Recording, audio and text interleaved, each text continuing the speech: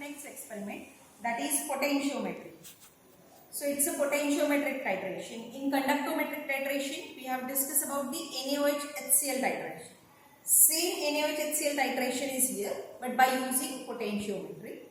Aim of experiment is to determine the amount of given strong HCl by potentiometric titration using quinhydrone electrode.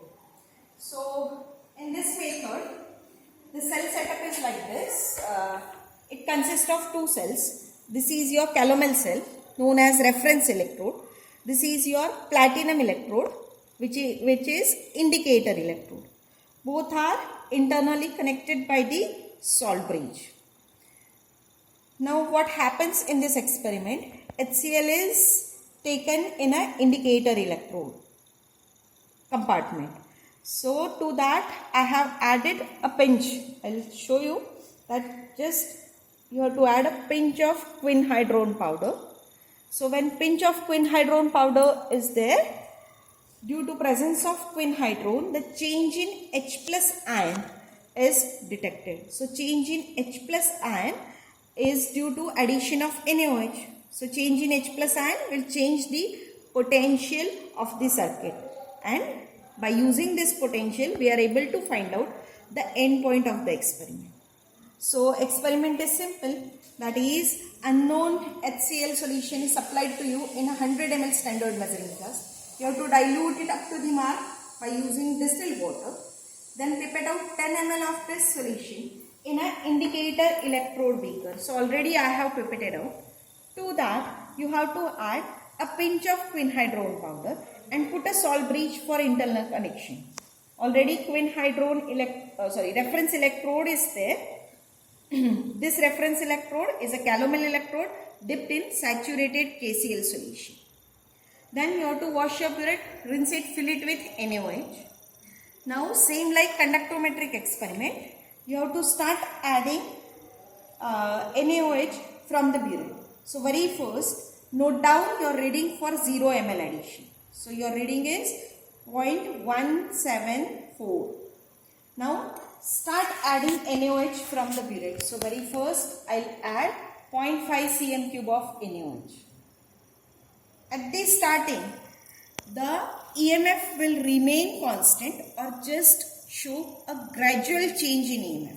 That is, the EMF will change by a very small unit. Then continue your adding 0.5 ml of NaOH. So I am adding 0.5 ml of NaOH from the burette.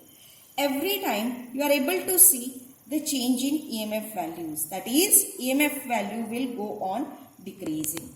So just continue to add NaOH from the burette and you will observe the change in EMF.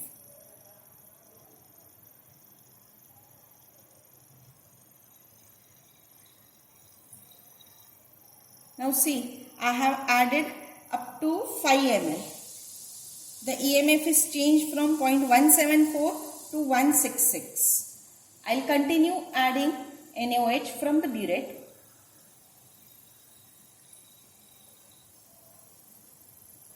You can observe the change in EMF. Then a stage comes when the EMF will show the sudden change in the values. Now you can see the change in the EMF is very high.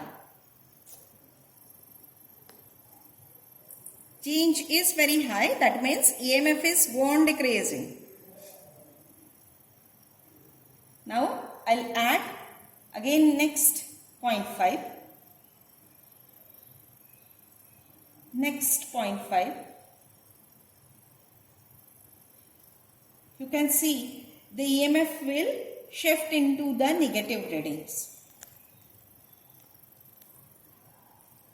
So when it shift into the negative reading, continue your addition. So continue your addition up to the 15 cm cube.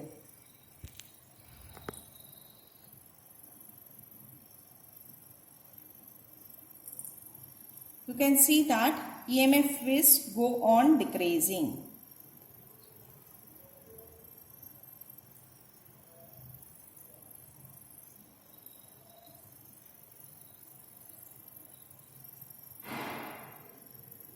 You have to take your readings up to the 15 cm cube. And then stop adding the solution. Then clean your indicator electrode compartment and go for your calculation part. Now calculation part is very simple. Just you have to make a table of only 3 columns: observation number, volume of NaOH added and EMF of the cell. Then you have to plot a graph of EMF against volume of NaOH added. At the starting, the EMF is very high. As your titration continues, EMF will go on decreasing. A stage comes when EMF will shift into the negative values, and later on it will go on decreasing. So plot such a graph, and from the steeping portion you have to find out the Vx value, that is end point of the titration, and then by using this end point of the titration